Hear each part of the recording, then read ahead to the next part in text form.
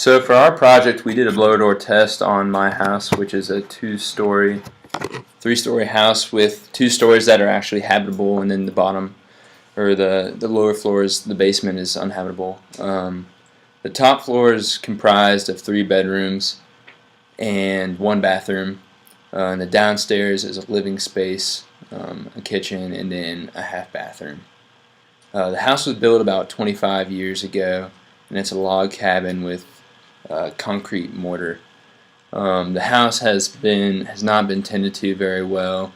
The mortar has a lot of cracks in it, which means that it's prone for air infiltration. And as a material itself, it doesn't retain heat very well, and so you can feel a lot of loss through that mortar. Especially the log itself is actually retains a lot of the heat. The upstairs is heated by baseboard heat, and the downstairs is propane. And since we're poor college students, we tend to use our wood stove insert in our fireplace. And me and 4 other guys live in the house currently, and the house actually stays pretty warm when everyone's home and moving around.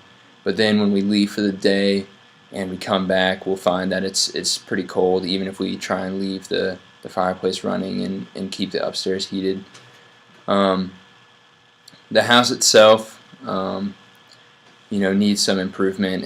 There's not a lot of insulation in our attic, and and underneath there's not really any insulation in between the first and second floor, and there's not much insulation in between the basement and the first floor.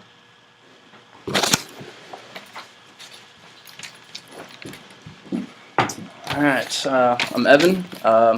When we went to do the blower door test, we installed our blower door and cranked it up, but we had trouble getting it down to -50 pascals with the basement door open, so we had to isolate the rest of the house from the basement. But after we did that, we found a lot of air leaking through the walls, mainly around the windows on the lower floor and from the wood stove.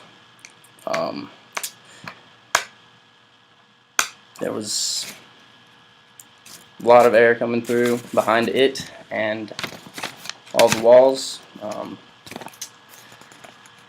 Hey, I'm Miles. I'm going to talk a little bit about I'm going to compare our leakiness of our cabin to like LEED standards and code standards for North Carolina. So our air change per hour after we did the calculations ended up being 15.7, which is way higher than both the LEED level and the energy code level.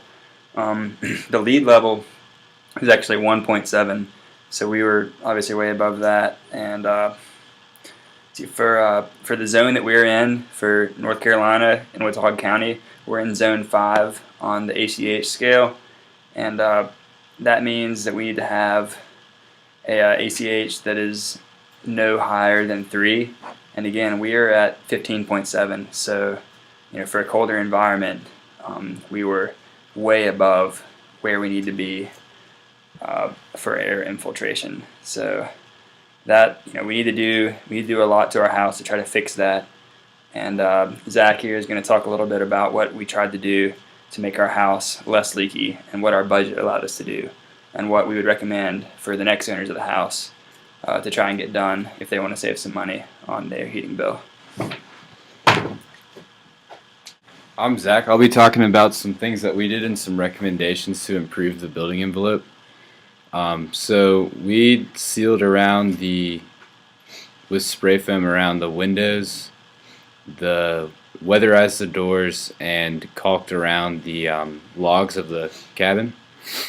Some recommendations to further improve the building envelope would be to install door frame weather stripping around all exterior doors, not just the basement door. Add foam insulation around all window openings and door openings where the trim frame opening leaves a gap and fix cracked windows. We could also seal around the fireplace to insert to keep outside air from leaking into the interior of the building. seal all wall penetrations with spray foam or caulk to keep airflow from leaking through the walls. Given our budget, we could not do all these things, so those are some other things we would do.